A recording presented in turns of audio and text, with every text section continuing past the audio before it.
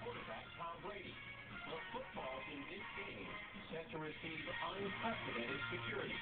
Savannah and Al are live in Phoenix today, Friday, January 30th, 2015. From NBC News, this is a special edition of Cheerleading at the Super Bowl with Matt Lauer, live from Studio 1A in Rockefeller Plaza, and Savannah Guthrie, live from Phoenix, Arizona. And good morning. Welcome to Today on a Friday morning. I'm Matt Lauer alongside Cameron Hall. We're here in Studio 1A in New York. As you just heard, Savannah and Al are out in Phoenix, Arizona. They're getting ready for Super Bowl 49. Savannah, what's with the down coat? Is it that cold out there?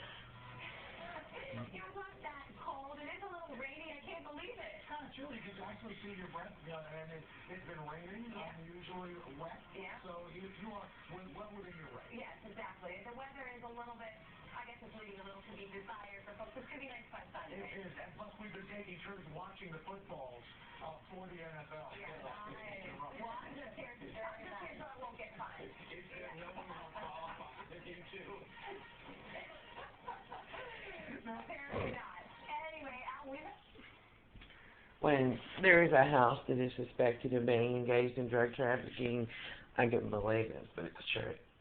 The cops can actually get a search warrant for the fucking toilets and take urine samples. I didn't know that. But to a house where drug trafficking is suspected of going on, they can do that. So that's why when your alarm clock went off, she jumped up and ran to the bathroom to pee. She did that to fake a urine sample. She's in there getting dope with Charles, which they start doing conveniently when you and I return to our room. And she waits till your alarm goes off, and she goes and fakes a urine sample, and that's what she did this morning. I mean, I'm not saying that because I think that's, it's happened so many fucking times, it's not even funny.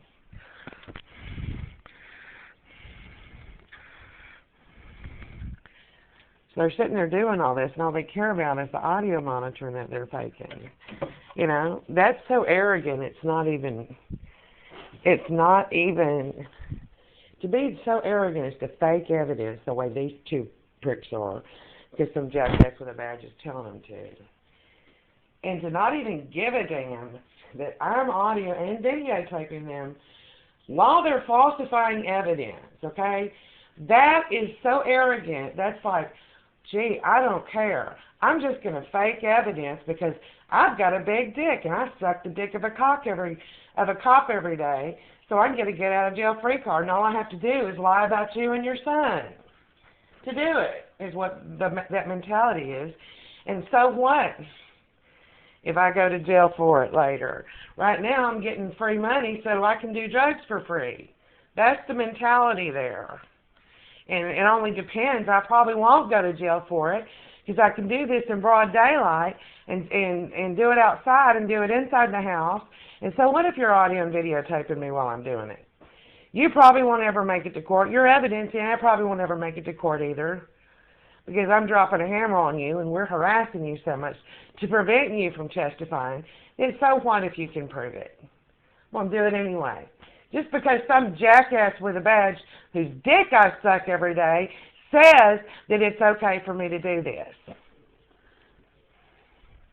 Well, I see the capture more hostages. Huh? I see the capture more hostages. Oh, really? Yeah. Oh, what's wrong? I guess I got too loud, and Charles is upset now. He has to turn on his radio. What, to drown me out because my voice is coming through the wall and registering on his fake surveillance tape? You think? So now he's got to turn on a radio so he can fake some more? Or is it, gee, it's 7 o'clock. This is when Jake gets up. So yeah, let's rush in and do it again. Fucking brilliant. James Bond. James Bond right here, right now. Fucking unbelievable. Gee, what a smart person you are.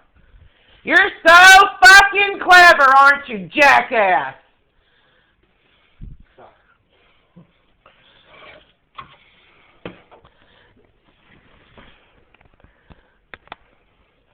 Well, I bet you the cock of the nigger you suck every day with a badge, I bet you he's even smarter than you are.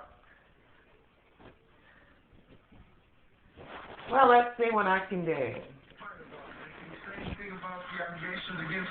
Marion Suge Knight surrendered to Los Angeles County officials for questioning this morning after allegedly running two men over with his truck, injuring one and killing the other. Authorities claim the hip-hop mogul plowed into a group of people in Compton Thursday afternoon shortly after an argument had ensued. It looks like he drove backwards and struck the victims and then went forward, struck them again as he left. His truck was found hours later in an empty parking lot. People we talked to said it looked like it was an intentional act, so we're handling that as a homicide. Knight's attorney told the Associated Press his client was being attacked. Don't even go to the bathroom.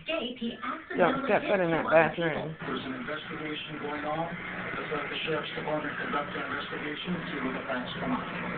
Suge Knight is best known for co-founding Death Row Records in 1991, one of the biggest hip-hop labels of the 90s, launching the careers of popular rappers like Snoop Dogg and Tupac Shakur. He also has a long history of legal troubles. In 1997, he served 4 years for violating probation from a previous assault, returning to prison again in 2003 for assaulting a parking lot attendant. Just last year, he survived being shot multiple times at a Hollywood nightclub. If convicted in this latest incident, Suge Knight could face up to 30 years in prison. Now, authorities say the hit and run happened shortly after a shoot for an upcoming movie on rap group NWA. Still, no details on what started the argument. Thank you Why? very much. Over There's there? information Okay. this morning on the measles outbreak tied to Disney theme parks in California. As more cases are diagnosed, health officials now believe they know how this all began. Dr. Natalie Azar is an NBC News contributor. Doc, good to see you. Hi, morning, Matt. They say that this was probably brought to the United Friday, States by a foreign tourist who went to the theme can't park you wear a and t-shirt? started the virus. Why is that significant in stopping the outbreak? Well, I don't know how much it's going to, we can't really quite close our borders. We're not going to have the same conversation that we did with Ebola. This is not going to happen. The issue is that internationally we are certainly seeing much lower vaccination rates than we're even seeing here. We've said from the beginning that our outbreaks in this country are due to too many things. That is, importing these cases from abroad as well as our non-vaccination rates here. And it's prompted some dramatic action from a doctor, a pediatrician out in California, who says he'll no longer treat any patients at his practice who have not been vaccinated for measles. He says this, quote, parents who choose not to give measles shots, they're not just putting their kids at risk, they're also putting other kids at risk, especially kids in my waiting room. How do you feel about doctors drawing this line? It's a very, very inflammatory comment that physician said. Legally we are bound to treat patients, and we can't discriminate on the basis of philosophical or religious beliefs. So that is my first comment. But his concern about saying that these unvaccinated children could be potentially exposing other people in the practice is incredibly important and incredibly valid. So I think this opens up a discussion, and I think it's something that the community as a whole is going to have to grapple with right A now. lot of people are going to talk about this. Real quickly, before I let you go, there have been some cases out in Phoenix where the Super Bowl is being played. Should people be concerned if they're going to see the game? I think if you're unvaccinated, you better think twice about going. I think this is exactly what the measles virus loves. A lot of people in closed quarters.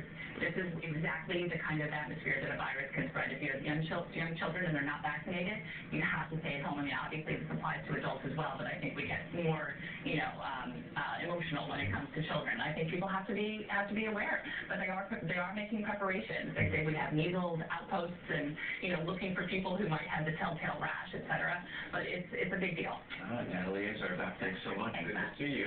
Natalie is on assignment, and Tamron Hall is in with the other headlines. That's right, Matt. Good morning, everyone. The Taliban is claiming responsibility for an attack in which a gunman shot and killed 3 American contractors and 1 Afghan man. Now, it happened Thursday in the military section at the Kabul airport. Officials say the Taliban fighter wore an Afghan police uniform and